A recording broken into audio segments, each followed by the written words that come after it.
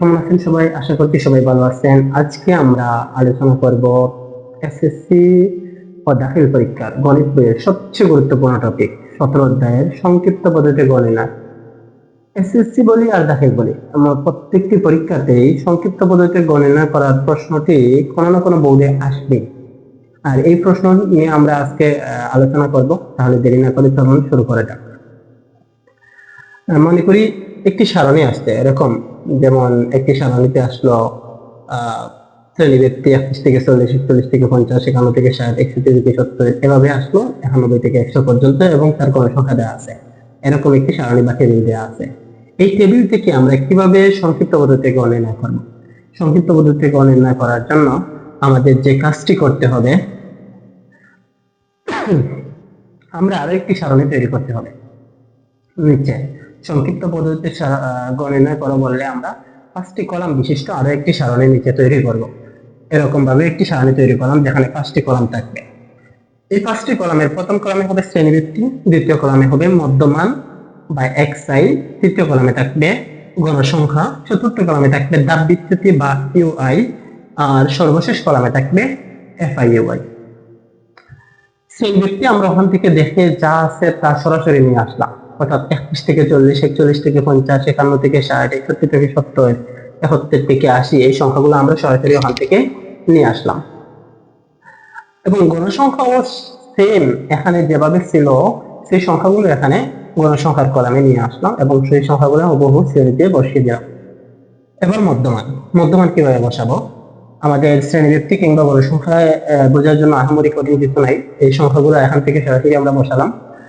মধ্যমানের জন্য আমাদের যে কাজটি করতে হবে, এখানে উচ্চ সীমা হচ্ছে এই শ্রেণীর উচ্চ সীমা, নিম্ন সীমা হচ্ছে 31 এবং উচ্চ সীমা হচ্ছে 40। এই উচ্চ সীমা এবং নিম্ন সীমা যে দুইটা আছে, দুটোটা আমরা কি করব? যোগ করব। যোগ করলে কত পাবো? 31 থেকে 40, এই সংখ্যা 31 এবং 40 দুইটা সংখ্যা যদি আমরা যোগ করি তাহলে পাই কত? 71। 71কে 2 দিয়ে ভাগ করব, অর্থাৎ যে শ্রেণীতে আছে ওই শ্রেণীর উচ্চ সীমা এবং নিম্ন সীমা যোগ করে 2 দিয়ে ভাগ করলে আমরা এর মধ্যমান পেয়ে যাব। এখানে 31 থেকে 40 পর্যন্ত 31 এবং 40 যদি যোগ করি তাহলে আমরা কত পাই? 71। 71কে যদি আমরা 2 দিয়ে ভাগ করি তাহলে কত পাবো? 35.5।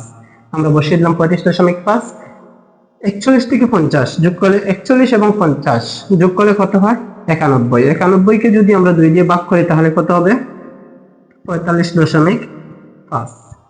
আবার এখানে হবে কত? 55.5।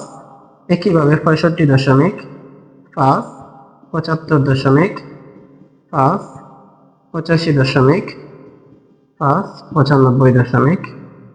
85.5, 95.5।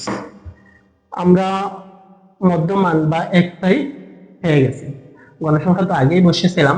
এবার এখান থেকে আনুমানিক গড়টা নির্ণয় করতে হবে। আনুমানিক গড় নির্ণয় করার জন্য এখানে শ্রেণী সংখ্যা কতটি ছিল আমরা গণনা। শ্রেণী সংখ্যা এখানে যে বিবরণ লেখা আছে এই লেখাগুলো বাদে এইদিকে কয়টি সারি আছে?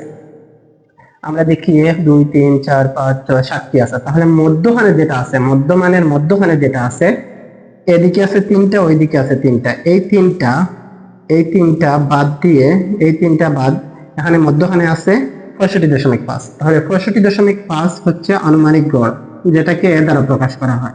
আনুমানিক গড় কত পাচ্ছি? 65.5। 65.5 যেই শ্রেণীতে আছে সেই শ্রেণীতে গিয়ে আমরা ধাপ বিচ্যুতির কলামে আমরা শূন্য বসিয়ে দিলাম। ধাপ বিচ্যুতি শূন্য বসিয়ে দিলাম। উপরের দিকে -1, -2, -3, নিচে 1, 2, 3।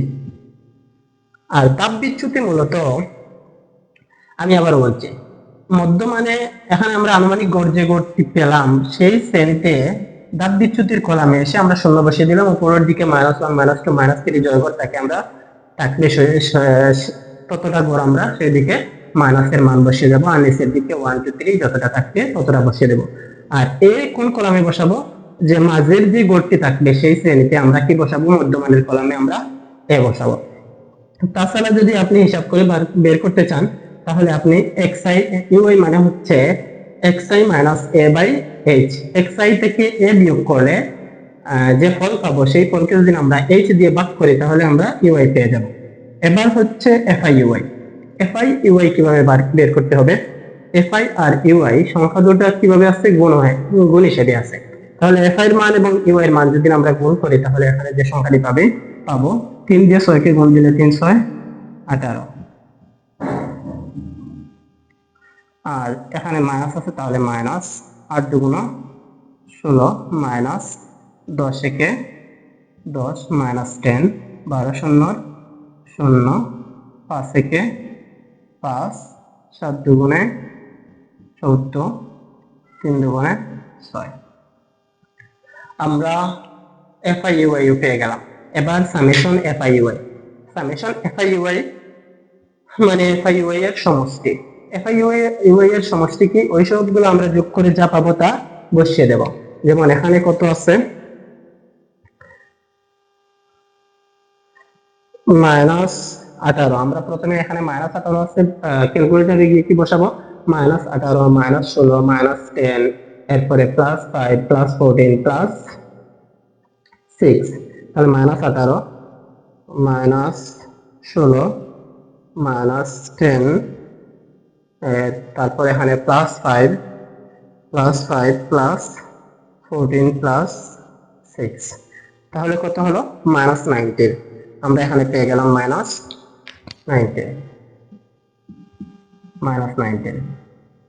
সামেশন এফআই ইউআই পেয়ে গেলাম।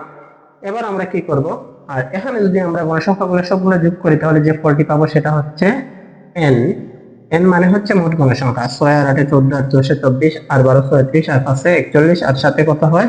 48 আর 2 50। তাহলে এখানে n সমান কত পেলাম? 50। তারপর আমরা যে কাজটি করতে পারি এখানে লিখতে পারি, আমরা জানি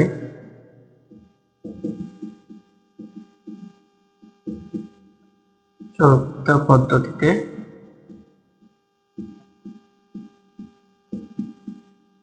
গড় সমান সংযুক্ত পদ্ধতির গড়, এটাকে x বার দ্বারা প্রকাশ করা হয়।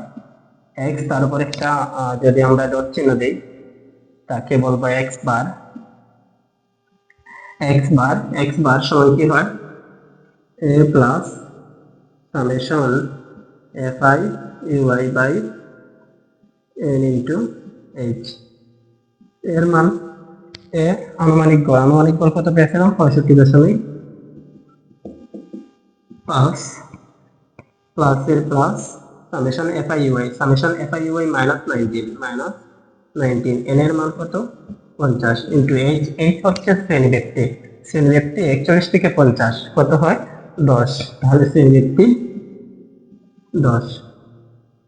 আবার 65.5 এর 65.5 প্লাস 10 দিয়ে যদি 19 কে গুণ দেই তাহলে কত হবে? 19050।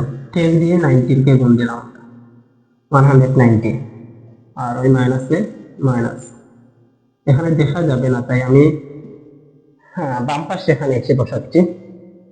65.5 প্লাসে মাইনাসে মাইনাস 190 কে যদি 50 দিয়ে ভাগ করি তাহলে কত হয়?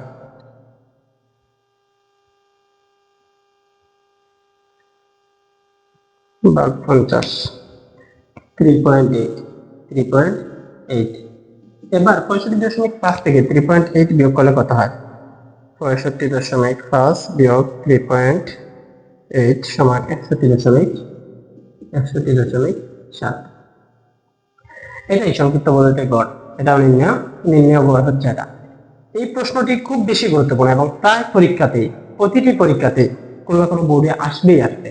তাই এই প্রশ্নটি আপনি এখান থেকে শিখে পরীক্ষার জন্য 4 মার্কের 6 নাম্বার প্রশ্নে আসে, আপনি শিখে রাখতে পারেন, আপনার পরীক্ষায় কাজে আসবে। সবাই ভালো থাকবেন, সুস্থ থাকবেন। আল্লাহ হাফিজ। আসসালামু আলাইকুম।